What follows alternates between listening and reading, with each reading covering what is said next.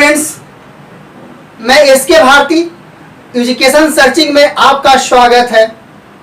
आज मैं समानांतर श्रेणी का फोर्थ पार्ट जो कि कुछ प्रॉब्लम बचे हुए हैं उसका सॉल्यूशन आज अच्छी तरीके से करने वाले हैं। बस आप लोग हमें साथ दीजिए और सामने बोर्ड पर देखिए। आइए, ये क्वेश्चन क्या है, n के किस मान के लिए समानांतर श्रेणी इतना और इतना के nवें पद समान होंगे। क्वेश्चन हमको ये कह दिया कि ये जो श्रेणी जो दिया हुआ है, दो वो श्रेणी, कौन कौन जो टर्म जो है, कौन कौन जो पद है वह ये दोनों में आपस में समान है। कहने का मतलब कोई ऐसा टर्म जो होगा इसमें, जो इसमें भी होगा, इसमें भी होगा और इसमें भी होगा। तो कितना टर्म है समान, वो समान टर्म की संख्या पूछ रहा है। चलिए हम लोग बनाते हैं। पहला श्रेणी क्या है, पहला श्रेणी जो दिया हुआ है 63, 65 और 67 डॉट डॉट डॉट डॉट। दूसरा श्रेणी दिया हुआ है, दूसरा श्रेणी कितना दिया हुआ है 3, 10, 17 डॉट डॉट डॉट डॉट। अब क्या कर रहा है, अब कह रहा है कि पहला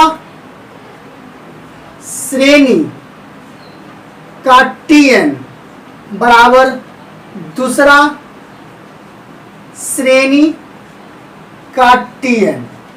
तो पहला श्रेणी के लिए हम इस श्रेणी के लिए a पता है, a बराबर 63 है और d बराबर क्या है, d बराबर 65 में से 63 घटाना है, 65 में से 63 को घटा देना है, तो यहाँ पर 2 बच जाएगा, दो का अंतराल है।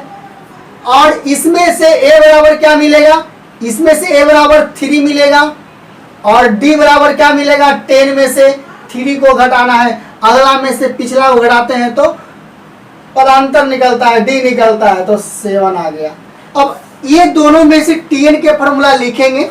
Tn का फॉर्मूला क्या चाहिए होता है, a प्लस n-1 इंटू में d बराबर, इसमें भी यहाँ पर 1 के लिए 1 1 ले लेते हैं और n तो सब समान होगा, d के लिए d1 और यहाँ पर a2 प्लस n में पद पूछ रहा था, n के लिए दोनों सेम लेंगे और d2 यहाँ पर ले देते हैं, यहाँ पर 1 1 कर देते हैं, यहाँ पर d2। कहने का मतलब समझने में प्रॉब्लम नहीं होगा।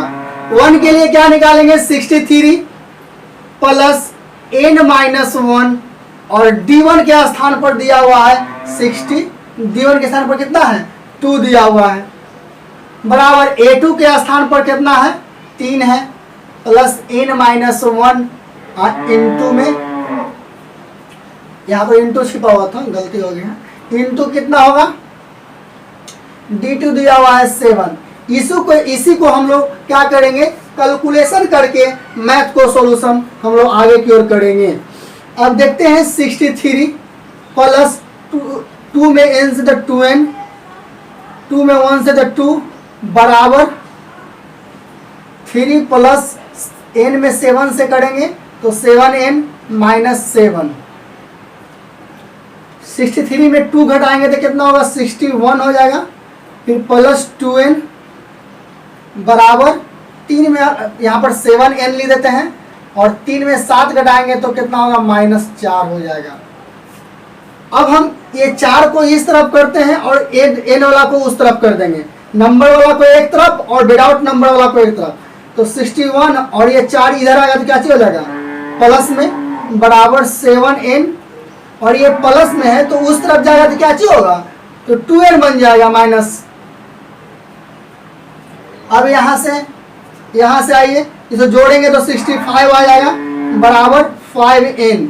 यहाँ से क्या कर देंगे, n का वैल्यू ज्ञात कर देंगे, इसलिए n बराबर क्या हो जाएगा 65 और बटा क्या हो जाएगा 5। तो 13 पचे कितना होगा, 13 पचे 65। कहने का मतलब है कि n बराबर कितना आ गया, n बराबर 13वां पद, n बराबर 13वां पद, मतलब 13वां पद जो है वह समान होगा। इसी तरह से 13 पद जो होगा, 13वां पद जो होगा समान होगा। आंसर आ गया यही 13 n बराबर n, यही n हमको पूछ रहा था कि कौन पद है जो समान होगा, 13वें पद समान होगा। चलिए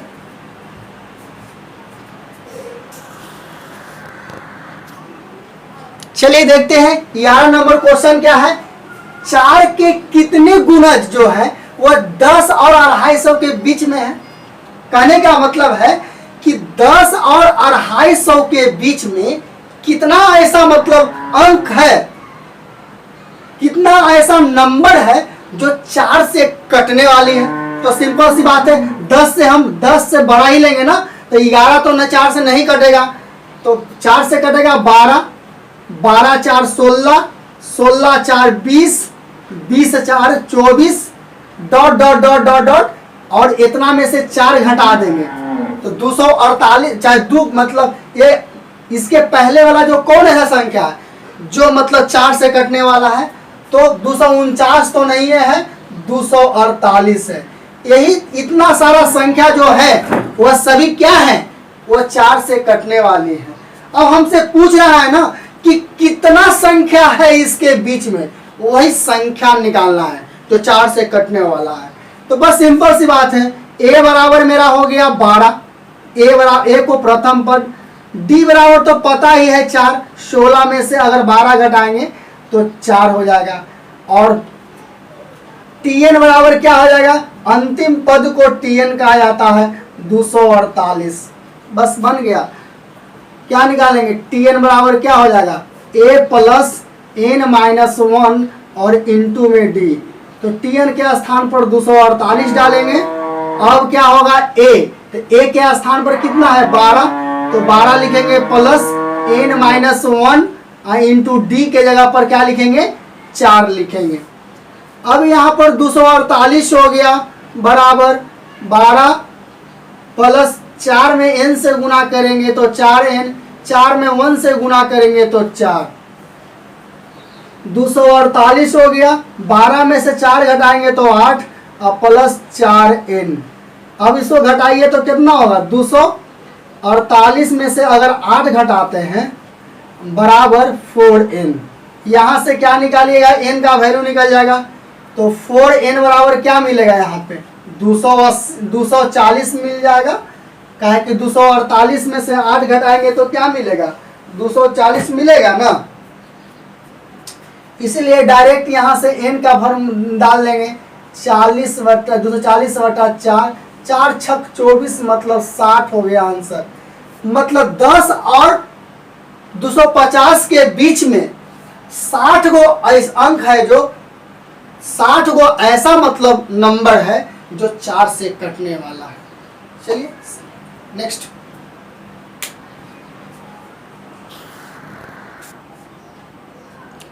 देखिए अब यहाँ पर देखिए, अगर हमको अगर मानने के लिए हो कि 3 समानांतर श्रेणी अगर मानना है, अल्फा और बीटा अगर दिया रहे तो हम कैसे निकालेंगे। 3 को समानांतर श्रेणी अगर मानना होगा तो एक अल्फा माइनस बीटा, अल्फा और अल्फा प्लस बीटा, एक पहले अल्फा माइनस बीटा मानेंगे, उसके बाद अल्फा और अल्फा प्लस, ये पहले से सरिया कर दे मैंने सजा कर दिया हुआ है, ये समानांतर श्रेणी में है। अगर 3 को अगर मान लगे बोलेगा कि 3 समानांतर श्रेणी का मतलब योगफल अगर 24 है, तो ये इतना प्लस इतना लेंगे, यही 3 को लेना पड़ेगा आपको। 4 के लिए alpha minus 3 beta comma alpha minus beta, alpha plus beta और अल्फा प्लस 3 बीटा ये लेंगे। और 5 के लिए लेंगे alpha minus 2 beta, alpha minus beta, alpha, alpha plus beta और अल्फा प्लस 2 बीटा। इसको आप अपने माइंड में थोड़ा सा सेव कर लीजिए, क्योंकि इसको यूज होने वाला है नेक्स्ट प्रॉब्लम में, इसीलिए आपको ये चीज को हम आपको बता दिए पहले ही कि आगे प्रॉब्लम ना हो। चलिए हम लोग इस पर आप लोग ध्यान दीजिए।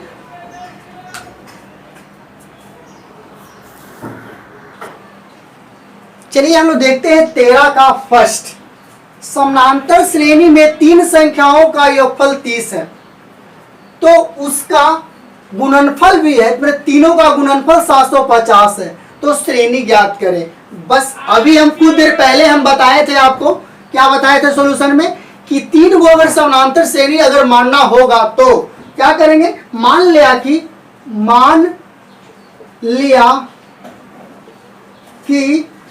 तीन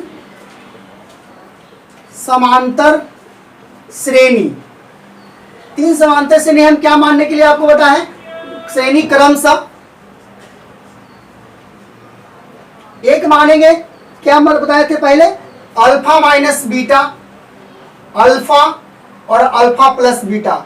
हम पीछे अभी कुछ देर पहले इंपॉर्टेंस में बताए थे कि आप लोग याद कर लीजिए, वही उसी का मतलब यहाँ पर तीन को लेना है, तो अल्फा माइनस बीटा, अल्फा और अल्फा प्लस बीटा लेंगे।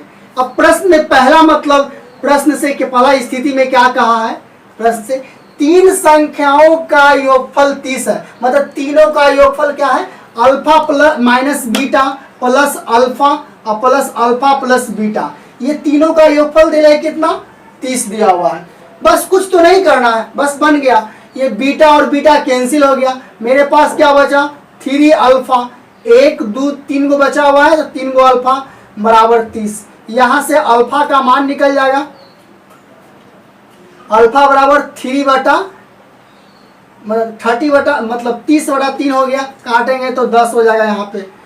तो अल्फा बराबर में कितना मिला, अल्फा बराबर हमको मिल गया कितना, 10 मिल गया।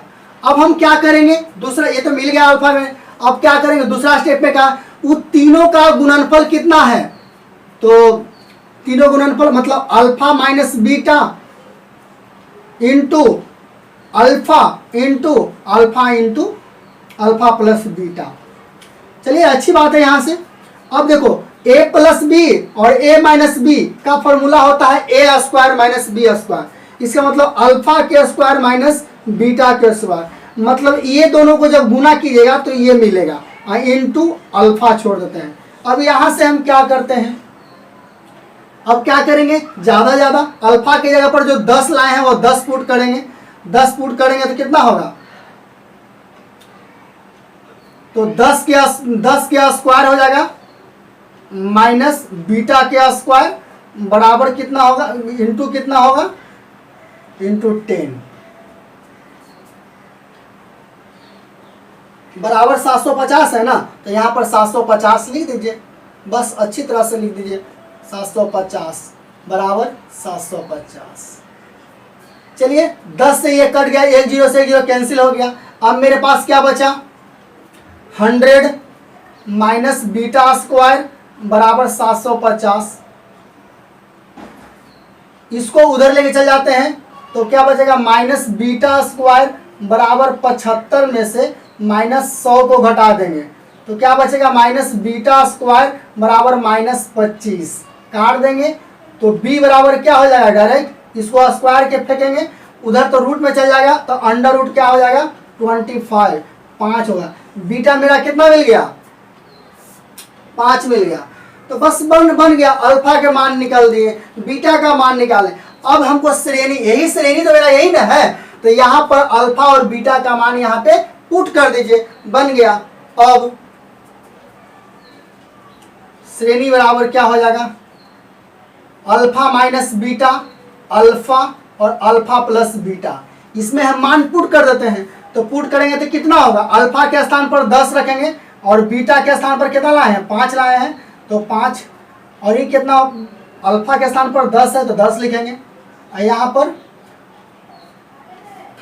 10 प्लस 5 हो जाएगा। मेरा श्रेणी क्या बन गया, डायरेक्ट 5 10 और 15, 5 के अंतराल में श्रेणी है, तो यही मेरा श्रेणी आंसर हो गया। बहुत इजी क्वेश्चन था।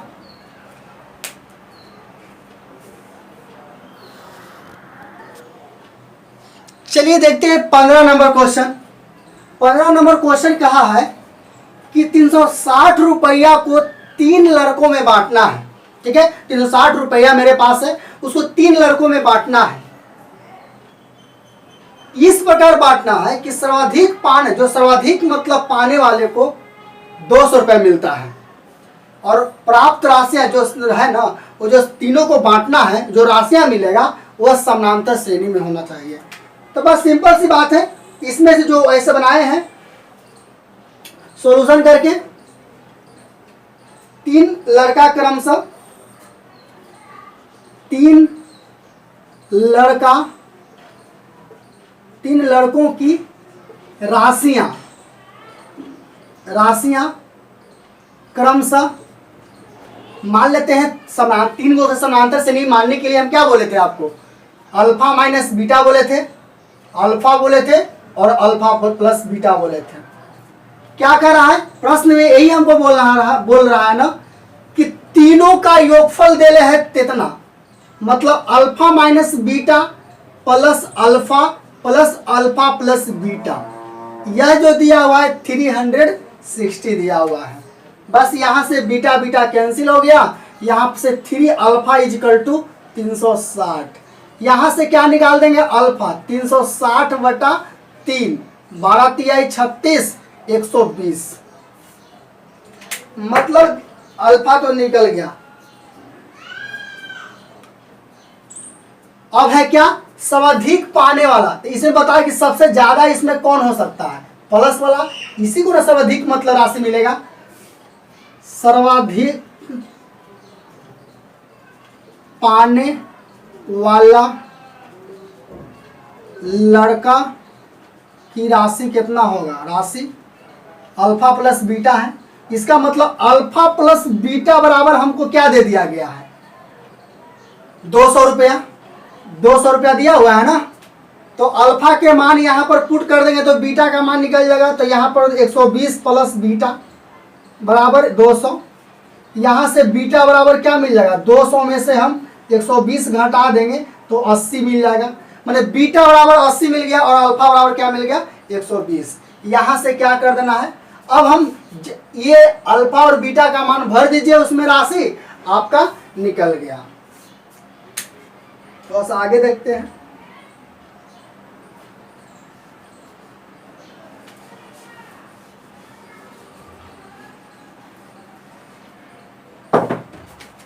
अब क्या करेंगे? तीनों बिंदु देखें, इस लाइन को हमको लिखना पड़ेगा वहां पर भी। और अल्फा के स्थान पर कितना लिखना है हमको? अल्फा के स्थान पर 120 माइनस बीटा के स्थान पर 80 लिखना है। फिर कॉमा अल्फा के स्थान पर 120, यहाँ पर अल्फा के स्थान 120 और प्लस 80। जो अभी हम मान निकाले हैं इसमें अल्फा और बीटा का मान निकाले हैं ना, इसमें हम पुट कर दें। यहाँ पर कितना मिलेगा? 40 घटाएंगे तो 120 और यहाँ पर 200। यही जो है वह समानांतर श्रेणी में है। आंसर आ गया। चलिए हम लोग नेक्स्ट क्वेश्चन देखते हैं। हम लोग नेक्स्ट क्वेश्चन हमको क्या कर रहा है कि निम्नलिखित को समांतर माध्य निकाले। क्या कर रहा है? समांतर माध्य निकाले। थोड़ा सा प्रॉब्लम देख लेते हैं किताब में अगर मिले तो। क्वेश्चन क्या है? 7+7, 19 को समांतर माध्य निकाले।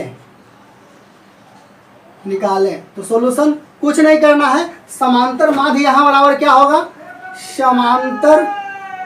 समांतर माध्य बराबर क्या होगा? a plus B by 2। मतलब a इसको मानना है, b इसको मानना है। तो 7 प्लस 19 बटा 2, ये जोड़ेंगे तो 26 हो जाएगा बाई 2, बराबर मेरा 13 आ गया आंसर। समांतर माध्य बराबर होता है a प्लस बी बाई 2। जो दो को जो दिया रहेगा दोनों को जोड़ के 2 से भाग कर देंगे, ये समांतर माध्य निकल जाएगा। आज की वीडियो यहीं पर खत्म होती है। आज का क्लास यहीं पर खत्म होती है। हम लोग नेक्स्ट वीडियो में इसका सेकंड पार्ट, मतलब समांतर श्रेणी का सेकंड पार्ट लेकर आएंगे, जो और मजेदार चैप्टर है। आप लोग धैर्य बनाकर इस वीडियो को लाइक कीजिए, सब्सक्राइब कीजिए और अंत में बेल आइकन के घंटी जरूर बजाइए। धन्यवाद।